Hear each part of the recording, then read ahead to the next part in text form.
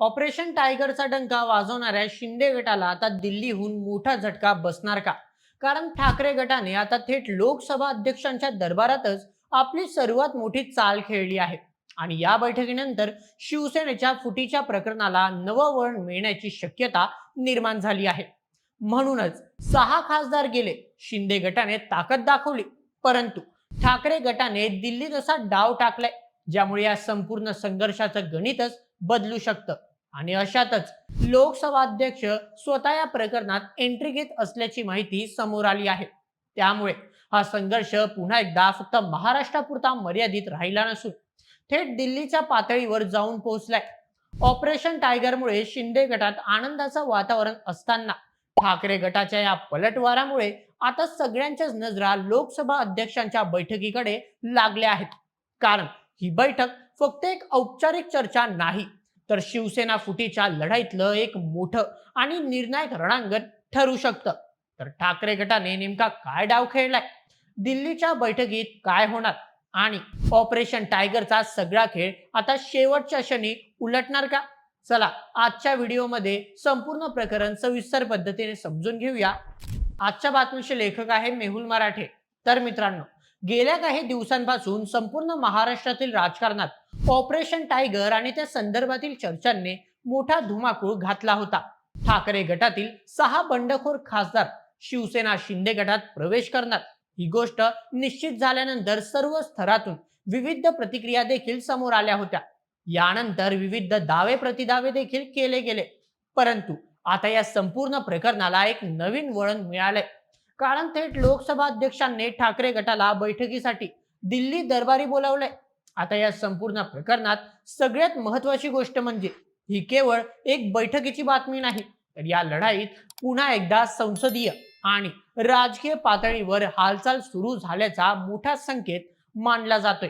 कारण एकीकडे शिंदे गटाने ऑपरेशन टायगरचा डंका वाजवत ठाकरे गटाला धक्का दिल्याचं चित्र उभं केलं, तर दुसरीकडे ठाकरे गटानेही ही लढाई अजूनपर्यंत संपलेली नाही हे दाखवण्यासाठी थेट दिल्लीची वाट धरल्याचं दिसतंय.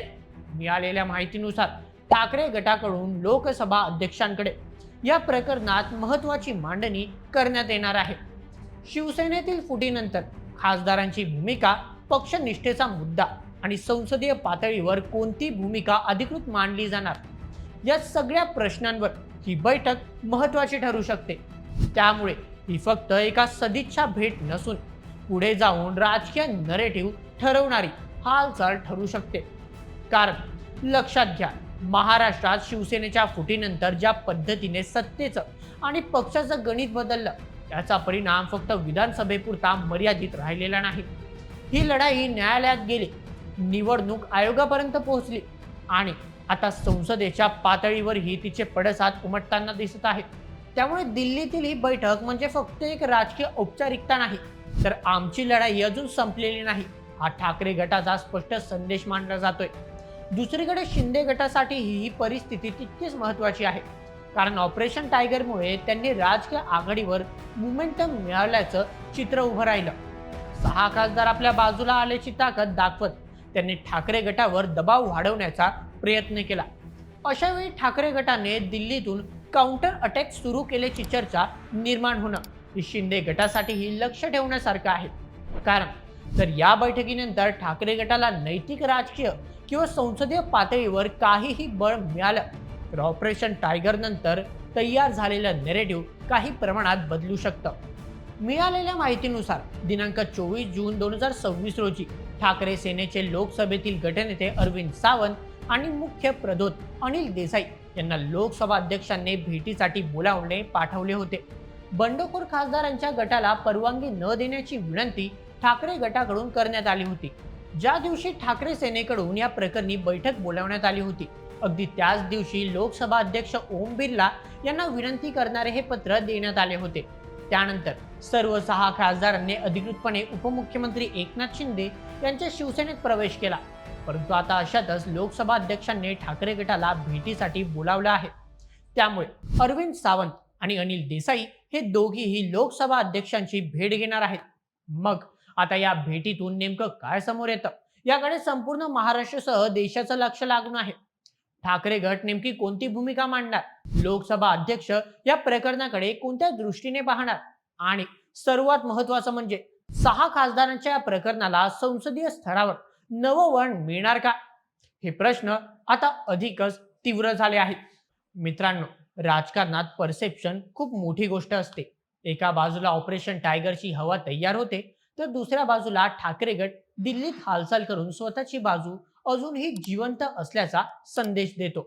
आणि म्हणूनच ही लढाई आता फक्त आकड्यांची, खासदारांची किंवा गटबाजीची राहिलेली नाही, तर ही प्रतिमा, नियंत्रण आणि राजकीय अस्तित्वाची लढाई बनली आहे. म्हणूनच आता या बैठकीकडे फक्त राजकीय प्रक्रिया म्हणून पाहून चालणार नाही, कारण इथून पुढे जे काही घडेल त्याचा परिणाम फक्त संसदेतल्या भूमिकांवर होणार नाही, तर महाराष्ट्राच्या राजकारणातही त्याचे पडसाद उमटू शकतात. ऑपरेशन टायगर नंतर शिंदे गटाने तयार केलेलं वर्चस्वाचं चित्र कायम राहतं की ठाकरे गटाचा दिल्लीतील पलटवार त्याला तडा देतो. येणारा काळच ठरवेल. ठाकरे गटासाठी ही बैठक आणखी एका कारणाने महत्वाची आहे. उद्धव ठाकरे यांची शिवसेना सध्या फक्त रस्त्यावरचा संघर्ष करत नाही, तर प्रत्येक संविधानिक मंचावर आपली बाजू जिवंत ठेवण्याचा प्रयत्न करत आहे.